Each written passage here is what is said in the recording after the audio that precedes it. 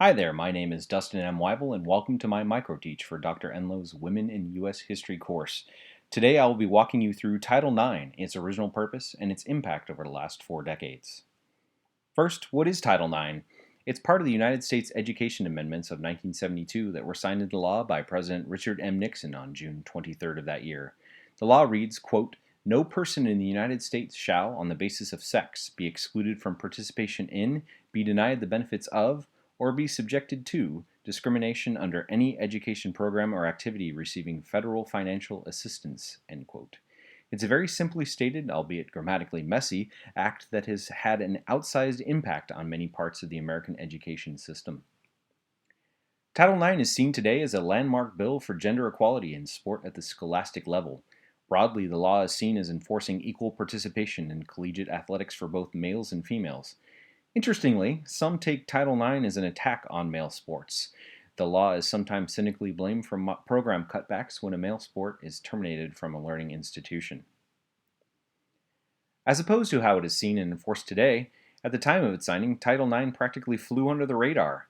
In a prepared statement following his signing of the Education Acts, President Nixon did not once mention Title IX, instead focusing mostly on the areas of improvement Congress left out of the final bill. In addition, although today Title IX is closely associated with sports, that was not a consideration in pushing for its inclusion in the Education Acts. Bernice Sandler, one of the main forces behind the drafting of Title IX, said, quote, "The only thought I gave to sports when the bill was passed was, oh, maybe now when a school holds its field day, there will be more activities for the girls." End quote.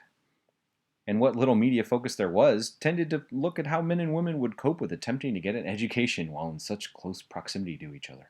The horror. Title IX, at its core, is concerned with equal access to education across the board and had little to no intent to change the sporting landscape. So, what happened? Well, the law was so brief and vague that it took a few years and many more committees called and laws passed before its effect could truly be felt. The NCAA, college sports governing body, attempted to fight every passage enforcement as soon as it figured out the wide ranging implications of Title IX. Their lobbying fell on deaf ears in the halls of Congress, a governing body made up more of Ivy League's pipsqueaks than strapping jocks in Letterman jackets. After incidents like the one at Yale University in 1976, where the women's rowing team staged a naked sit in to protest their lack of equal shower facilities, the government worked out a three-pronged test to determine if a school had met its obligations under Title IX. Broadly, the school must show that women have the same opportunities and access to sport as men. Contrary to the concerns of the naysayers, we can see that the astronomical rise of women's participation in sport has not had a negative impact on the overall participation levels of men, either at the high school or collegiate level. In fact, while the participation of women exploded at both levels, the numbers for men show an increase as well.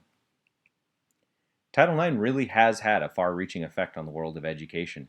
The U.S. Department of Education's Office of Civil Rights uses the protections afforded in Title IX to attempt to shield women from discrimination in many areas, including admissions, recruitment, financial aid, academic programs, housing, employment, even grading.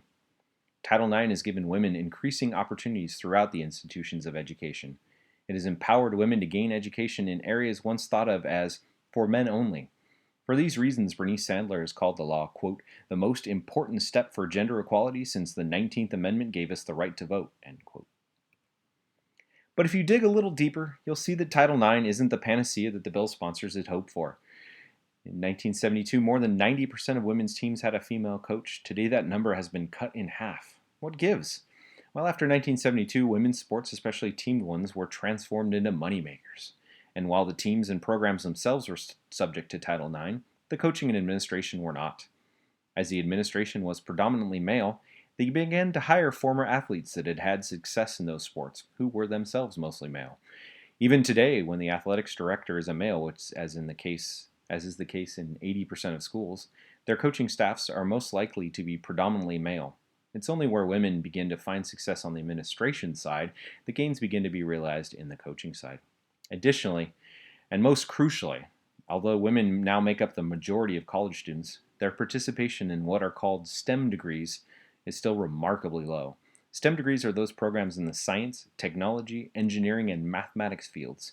These areas hold the most potential for great pay and benefits in today's economy, and while women make up just about half the workforce, they hold less than 25% of STEM related jobs. It all comes down to, while Title IX is powerful and well-meaning law, it is still at its core a law. In a society where women have been told they aren't as capable of men at every turn, those stereotypes and prejudices can't be dismissed with the pen of a legislator. In recent times, there has been a real push to eliminate gender bias and discrimination in other aspects of society, like toys and advertising. It's a slow process that may not see real fruit for another few generations, but it's a fight well worth it. I hope you enjoyed my micro teach about Title IX. There were many facts, figures, and quotes strewn throughout my talk, so I've listed my sources here for your perusal. And finally, thanks for listening.